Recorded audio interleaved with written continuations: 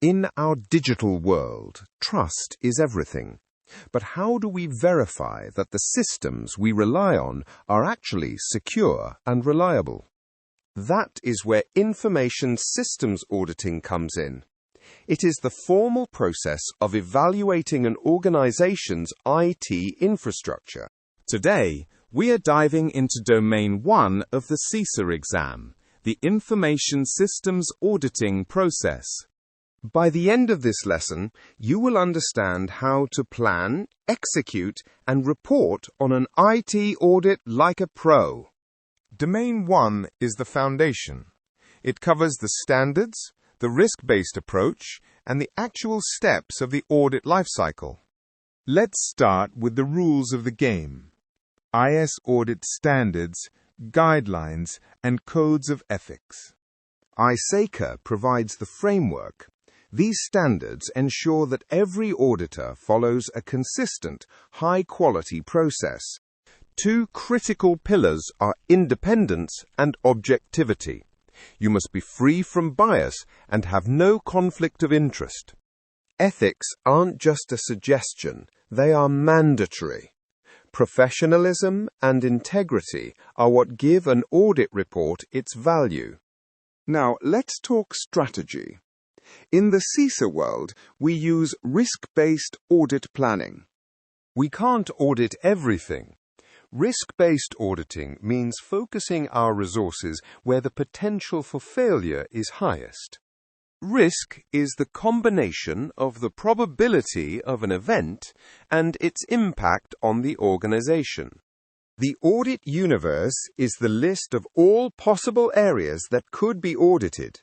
We rank these based on risk to create our audit plan. Once the plan is set, we move into the actual audit planning process for a specific engagement. First, define the audit objectives. What are we trying to achieve? For example, is the data backup system working?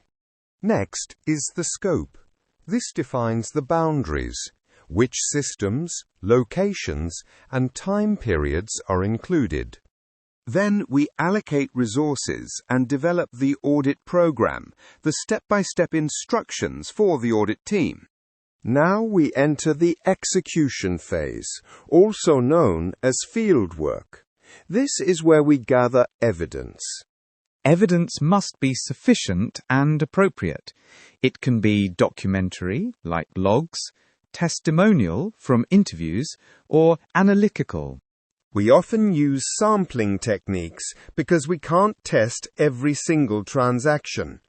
Statistical sampling allows us to draw conclusions about the whole. The core of fieldwork is testing controls. But what exactly are internal controls? Controls are the policies and procedures that mitigate risk. We categorize them as preventative, detective, or corrective. Preventive controls stop an error before it happens, like a password. Detective controls find errors after they occur, like an audit log.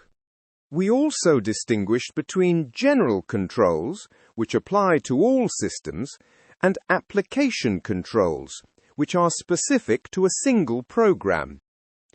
To collect evidence, we use techniques like interviews, observation of processes, and inspection of documents.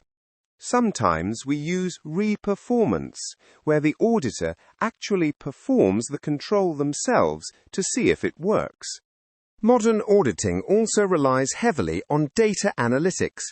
We use CAATs, computer-assisted audit techniques.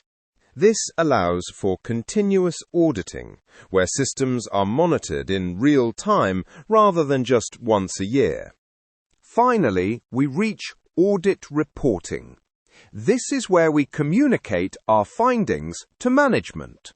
A good report includes the findings, the risks identified, and clear recommendations for improvement. But the job isn't over yet. Follow-up is crucial to ensure that management has actually implemented the changes. Let's look at a real-world example, Auditing an online learning platform. The auditor identifies a risk: unauthorized access to student records. This is a high-impact risk. They test the control, multi-factor authentication. They find it's only enabled for staff, not students. The finding is reported, and the recommendation is to enforce MFA for all users. The auditor then schedules a follow-up. Now for some exam tips. ICAN loves to test your understanding of risk-based thinking. Always look for the answer that focuses on the highest risk or the most critical business objective. Don't confuse control objectives with controls. The objective is what you want to achieve. The control is how you do it. Ready for a quick quiz? Question 1. Which type of control is an audit log? Is it A, preventive, B, detective, or C, corrective? Think about it for a second. The answer is B, detective. It records what happened so you can find it later. Question 2. What is the primary focus of risk-based audit planning? Is it A, auditing every system, or B, allocating resources to high-risk areas? The answer is B. Efficiency and effectiveness come from focusing on what matters most. To recap, Domain 1 is about the structured process of auditing, from planning based on risk to executing with evidence, to reporting for improvement. Remember the importance of independence, the types of controls, and the power of data analytics. Mastering this process is your first major step toward becoming a certified information systems auditor. Keep studying, stay curious, and you'll be ready for exam day. Good luck!